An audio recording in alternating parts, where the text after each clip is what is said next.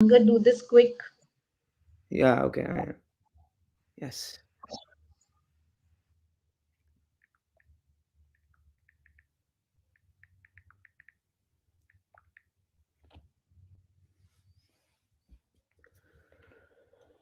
Okay, so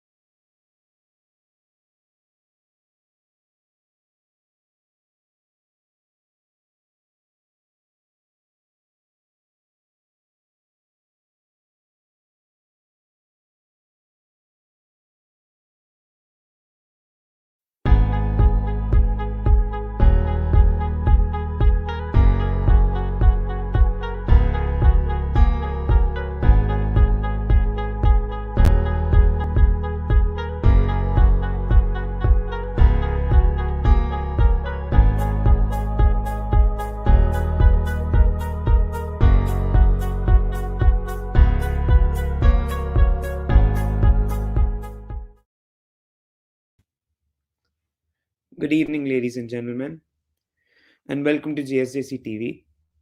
As working professionals in the modern world know only too well, the working day feels like it's extending more and more each day. As young people scramble for opportunities and better prospects, it has become a way of life to overwork to the point of exhaustion, almost to the point of exclusion of everything else from one's life. To a lot of young professionals, hustle culture, as it's called, is an adrenaline rush, a matter of self-identity where your work subsumes you. But hustle culture is also increasingly being criticized for its toxic effect on mental health.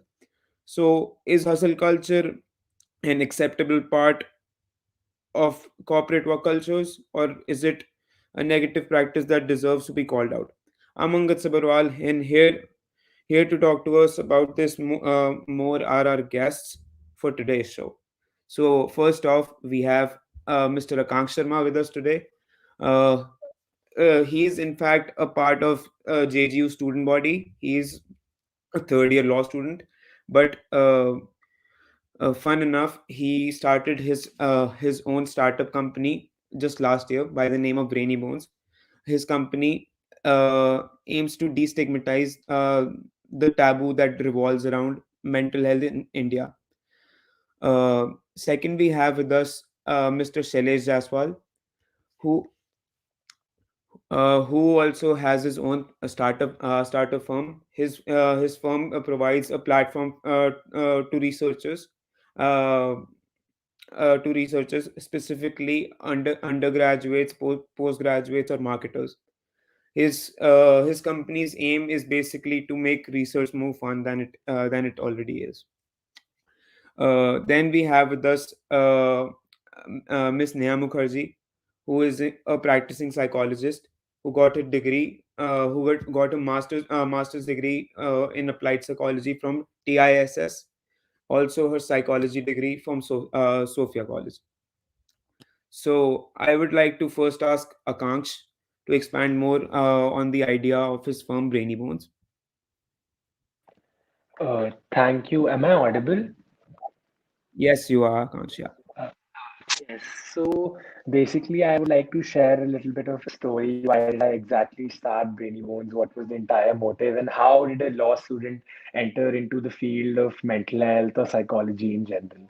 So, a very quick short story. So, the reason why I started was that back in 11th grade, there was like, I wanted to do something of my own, to be honest. I was really curious about entrepreneurship in general, and I was on the mission to do something of my own. So then I decided that what are the possible options?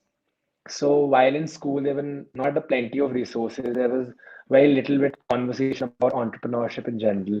People used to only have conversations revolving that how you can get into this IIT or IIMs, or how do you apply in foreign universities, and that's pretty good. But I wanted to do something else as well. So then, before college, I started to work upon a food tech idea, but it kind of failed. So I had to pivot somewhere. So in the end, when all of us were sent back from college back home, there was a lot of isolation which took place. When you're isolated, you get a lot of thoughts, you do inner thinking, like deep thinking, where you conceive many ideas, then you start thinking. So one day I was just randomly scrolling through social media and I saw that a lot of people were complaining about mental health in general. A lot of people had preconceived notions about mental health.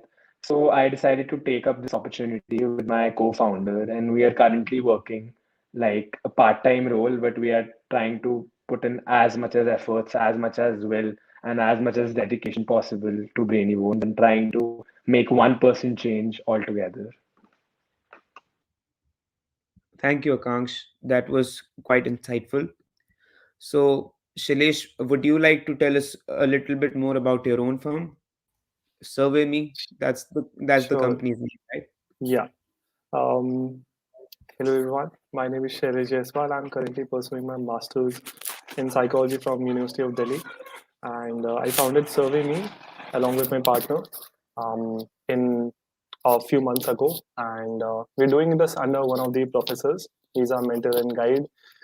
The start of Survey Me comes dates back to a few years, the time when I started researching in 2017. So, as researchers, we face huge problems in researching, and there's problem at every step. But one of the problems which is most prominent is the problem in reaching out to people, reaching out to participants who would wholeheartedly participate in the researches. I think that's the problem which I've consistently faced in all of these years, and not just students or professionals of all kind suffer from this problem. That is why we made this platform called Survey Me, where we have made a platform which provides a direct connection between the researchers and participants. So the researchers can come to our platform, and participants come to the platform and engage with each other for mutual benefit. So that's a little bit about it. Okay, thank you, Shailesh. That was really good to know about your company. Uh, so, Neha ma'am, would you like to tell us a little bit about your area of expertise in the field of psychology? Yeah, first of all, hi everyone. It's great to be here among students of psychology and law, and everybody being so passionate about mental health. And I am a practicing psychologist, as Angad has said. I completed my master's from Tata Institute of Social Sciences, and right now I'm pursuing my PhD in psychology from Amity. I am a keen researcher and a very, very enthusiastic mental health professional. I am a psychologist in private practice, and I have my own therapy practice, which goes by the name of Antarang Therapy. I work primarily with individuals, families, and couples, adult population, basically. Okay, ma'am. All right. That was really good to know about you too. So, Um, Akansh, you heard about Shailesh's firm, and Shailesh, you heard about Akansh's firm. Now I would like to individually know about both of your stances on like the concept of hustle culture. Like Akansh, I would like to start with you. Like, what do you feel about hustle culture? What are your thoughts about it? Surely. So, to basically define hustle culture from my own understanding, what I feel hustle culture is that constant drive to just improve and work towards one thing religiously. So, if I emphasize on the word religiously, like if I am basically doing one thing, maybe if I am striving to become an entrepreneur, And to become an entrepreneur, there are multiple skill sets or multiple facets which I need to inculcate in myself. I will always put in more and more effort on a day-to-day basis. I'll get kind of addicted to it. And while getting addicted to the hustle culture, I'll get a lot of results in slowly and gradually, because if I'm putting that much of effort, I will somewhere or the other get more and more results as well. So hustle culture for me, a lot of people term it toxic, but sometimes I'll be very honest, I get my entire happiness or even some kind of motivation to just go on for life. And it makes me like stand out of the crowd, because if you're in the hustle culture, you're obviously like the 95, except the 95%, you're the 5% people who are constantly striving. And just a disclaimer, hustle culture is not meant for everyone, but hustle culture is not toxic, because when you word label the word toxic, it defeats the purpose and people run away from working hard. Working hard is very compulsory. And nowadays, when everything is at such a convenient level given to us, like we are at our home, we want to order something, we'll just three taps, food is there. We want to spread hate on social media, I'll just go on Twitter and comment on three posts. So when everything is given at such a easy convenience and level, things, the hard work thing goes out. So I am proud to be a toxic, if you label me a toxic hustler, but I like that culture. So it's my viewpoint. That is that is actually an unpopular opinion, but I'm glad that you have it. It's unique. So, uh, Shilesh, now that you heard Akank's approach towards hustle culture, do you have? I would like to know your stance on it. Also, like, do you find any flaws in what Akank just said or not? Yeah, so let's just start with defining hustle culture, like Akash said, Akansh. Akansh described it on his own words, but if we take it a little more pedantically, then it is the state of overworking to the point where the working style becomes your lifestyle. Now, the definition itself includes the word overworking. Now, as you would understand, it's a negative word, which means that you're working more than what you should. Yes. So this is where the interesting happens. So maybe Akansh, when he says that he is following hustle culture, he may not be. He may just be, his tolerance may be a little higher than other people, and he may be working at his peak, right? And while for some people the the threshold may be a little lower, and if they try to match up to Akansh's level of working hours, let's say Akansh works for 8 hours and that is his peak. For me, working the most number of hours I can work in a day is 6 hours. Then I will call Akansh's work style toxic or hustle culture. But that may not be right, because we may have individual differences. And secondly, about hustle culture in longer run, we all can work, when there are exams, we can spend the entire night or entire week studying, but we start seeing negative effects. People start forgetting things, people start appearing not so, they have not had enough sleep, and they become like simply in a bad mood the entire day. These things are very common when people have not gotten enough sleep because of sleep deprivation. So I would say that maybe people will not be able to follow hustle culture for long without facing its repercussions. And people who say that they are following hustle culture and are prospering may not be following hustle culture in its reality. Right. Yeah. That is quite an opinion, and I was, yeah.